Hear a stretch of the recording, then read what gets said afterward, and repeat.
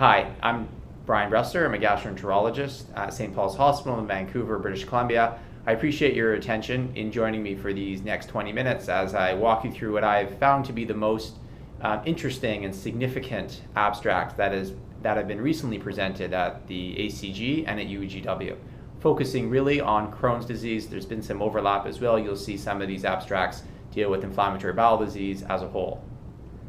The first abstract undoubtedly has created the most press, and we've eagerly awaited the presentation of this particular one, as this is a new molecule which has had a lot of interest, mostly I would say from a business community, in that Celgene, a new company entering the field of Crohn's disease, has purchased it at a price that people were quite surprised on with such limited data, suggesting we were anticipating quite impressive results. Let's see if they didn't disappoint.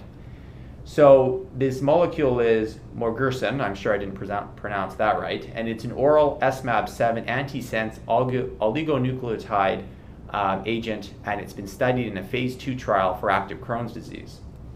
So why this is thought to work is that Crohn's disease has thought to in part been driven by a overproduction of a growth factor, TGF-beta1, which is being signaled by this SMAB7. So this particular agent is an oral medication, and it works topically to stop that production of that particular protein. So this is a double-blind, placebo-controlled, randomized trial looking at 3 different doses of this agent compared to placebo in patients which I would suggest to you are a difficult population to treat. Those are steroid-dependent or steroid-resistant patients. They were randomized for their therapy, and the follow-up was the endpoint was at only 2 weeks. The primary outcome was clinical remission, a CDI defined as less than 150 at day 15, and maintained for an additional 2 weeks. So it was a 1-month study. They also obviously looked at safety during this short study. So here are the results. So clinical remission was achieved significantly greater in proportion of patients receiving the 40 milligram dose at 55% of that group. At the higher dose, it was achieved in 65%. The placebo rate was only 9.5%. This was obviously statistically significant. At the lowest dose, at 10 milligrams a day, there was no difference in the active group compared to placebo. The response rates as well were significant across the board. 37% at the 10 milligram group, 58% of the 40 milligram group, and 72% of patients at the 160 milligram group had clinical response with 2 weeks of therapy, compared to 17% in the placebo group. Not surprisingly, they were all statistically significant. With regards to adverse events, this is only a 1-month study, probably too soon to be certain that we're confident with regards to the levels of adverse events. But the long and short of it, in this relatively small study, there wasn't any safety signals that really stood out, that there were various adverse events occurring only in 1 patient or 3 patients in the lowest active treatment group. For serious adverse events, that really related predominantly to issues related to Crohn's disease, so hospital admission, related to Crohn's disease, abdominal pain, a perianal fistula issue, nothing that really stood out as a particular signal. So why did I present this? I don't usually in this type of venue present such early phase studies, as it won't impact our clinic and our practice tomorrow. But stay tuned, because obviously with 2-week remission rates as what they're reporting, if that does pan out in larger studies, and you can imagine that they are now ongoing, this could be a sea change with regards to our management of Crohn's disease.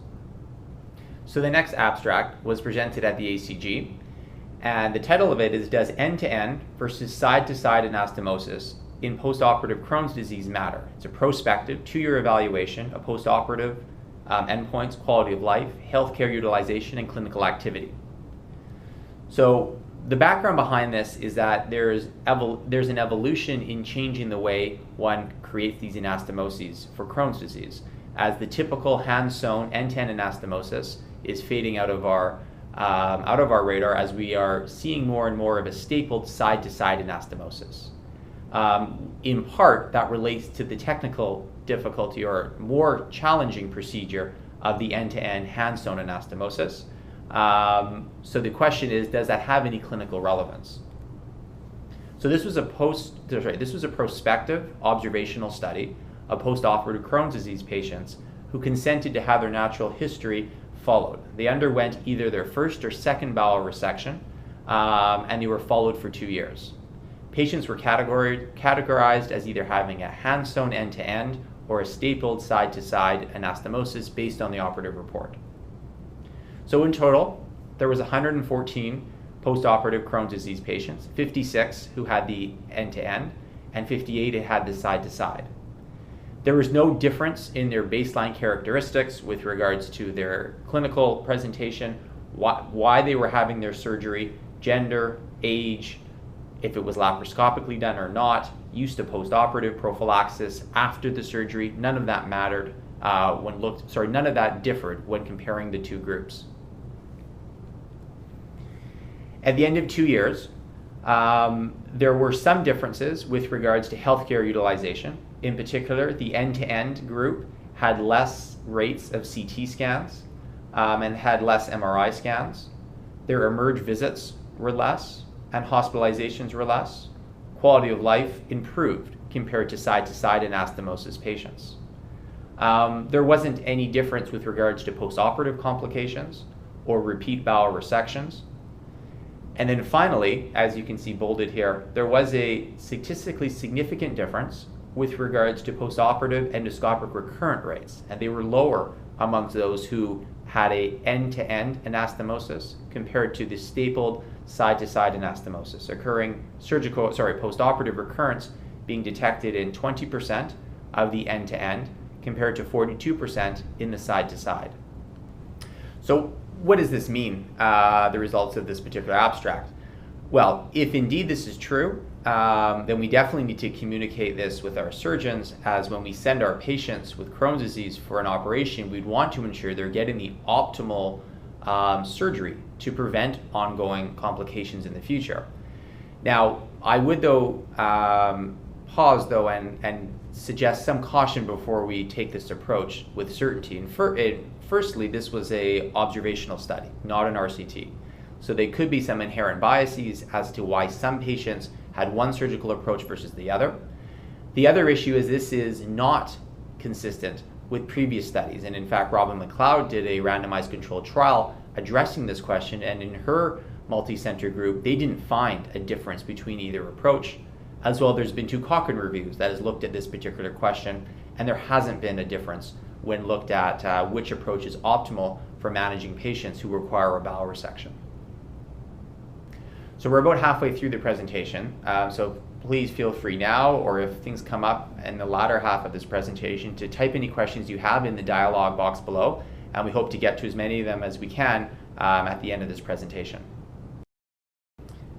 The next couple of abstracts deal with